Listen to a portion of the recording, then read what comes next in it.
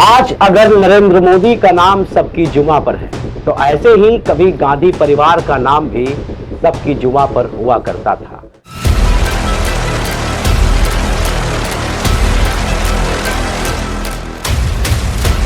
पायदान दर पायदान जवाहरलाल नेहरू से यह सिलसिला शुरू हुआ और इंदिरा गांधी, राजीव गांधी, सोनिया गांधी, संजय गांधी, उनकी पत्नी मेनका गांधी और बेटा वरुण गांधी और अब राहुल और प्रियंका गांधी, मतलब जिनके सरनेम पर गांधी की छाप है, उनका नाम आज देश का बच्चा बच्चा जान रहा है। यानी ये गांधी परिवार पूरे भारत के लिए आजादी के बाद दूसरा प्रतीक बन गया।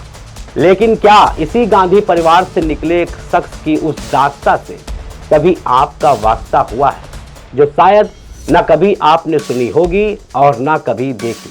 नमस्कार, मैं हूं पीयूष मणि अवस्थी। आप देख रहे हैं द हिडन स्टोरी। हम बात कर रहे हैं फिरोज गांधी की।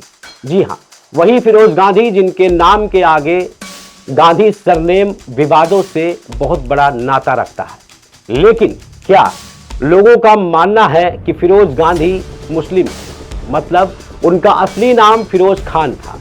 वहीं कुछ लोग उनको फारसी धर्म का बताते हैं।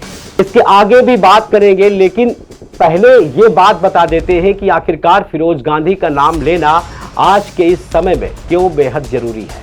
दरअसल इंदिरा गांधी के पति फिरोज गांधी का नाम भले ही इतिहास के पन्नों से आज अपनी झलक को जनता के सामने रख पाने में नाकाम साबित हुआ, लेकिन इसमें सबसे बड़ी कमी खुद के उनके गांधी परिवार की रही। फिरोज गांधी का जन्म एक पारसी परिवार में हुआ था और उसकी गवाही इलाहाबाद के फारसी कब्रिस्तान में बनी उनकी कब्र देती है।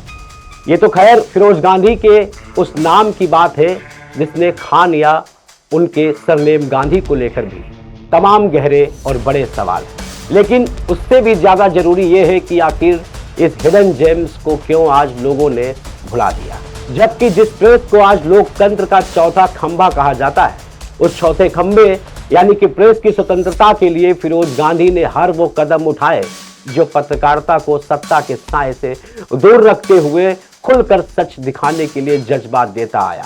आज प्रेस काउंसिल ऑफ इंडिया यानी पीसीआई की स्थापना भी फिरोज गांधी ने ही की थी। लेकिन फिरोज गांधी का पूरा जीवन एक गुमनामी के साए में गुजर गया।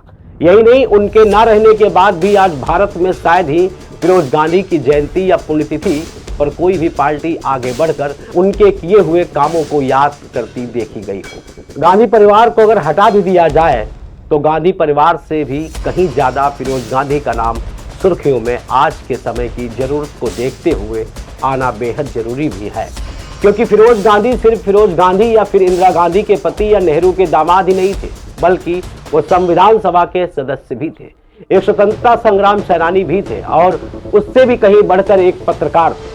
शायद यही वजह है कि पत्रकारिता को सही काम और सही जिम्मेदारियों का अगर किसी ने अनुभव कराया तो फिरोज गांधी थे। फिरोज गांधी ही वह पहले शख्स थे जिन्होंने संविधान सभा में खड़े होकर अपने ही ससुर नेहरू को सवालों के घेरे में ला दिया, उनके वित्त मंत्री का इस्तीफा ले लिया, भारतीय जीवन बीमा यानी LIC के भ्रष्टाचार को उजागर कर बीमा कंपनी LIC के राष्ट्रीयकरण के लिए मजबूत कोशिश की। लेकिन आज फिरोज गांधी को हमारा देश क्यों नहीं जानता, क्यों नहीं जानना चाहता, क्यों फिरोज गांधी की उपेक्षा खुलेआम की गई। आज उनकी कब्र प्रयागराज के पारसी कब्रिस्तान में धूल की चादर के साए में अपने अतीत की दास्ता को दबाकर खामोशी से भारत की राजनीति को देख रही है। राजनीति के बड़े परिवारों में गिने जाने वाले कांग्रेस से कहीं ज्यादा निर्भीक, मजबूत और देश हित की सोच रखने वाले फिरोज गांधी का नाम क्यों आज लोगों की जुबां पर और जहन से गायब है। बड़ी विडंबना तो यह है कि जहां राष्ट्रपिता महात्मा गांधी से लेकर नेहरू, इंदिरा गांधी और यहां तक कि राजीव गांधी के नाम से देश की तमाम योजनाएं, तमाम सरकारी प्रतिष्ठानों के नाम रखे गए, लेकिन फिरोज गांधी का नाम आज तक महज कुछ स्कूलों के नामकरण तक ही सीमित क्यों?